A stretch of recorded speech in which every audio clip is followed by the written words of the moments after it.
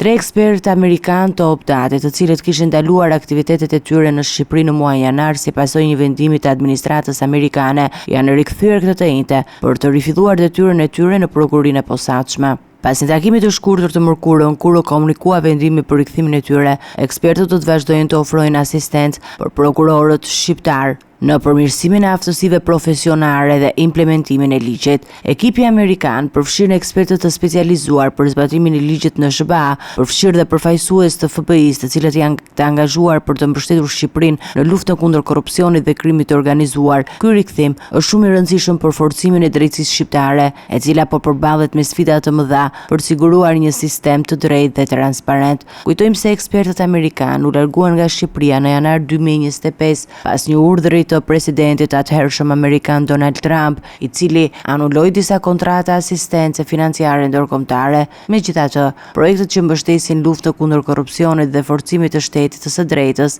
përfshirë asistencën në SPAK, nuk ishin prekur nga ky vendim dhe ekspertët u rikthyen për të vazhduar punën e tyre jetike.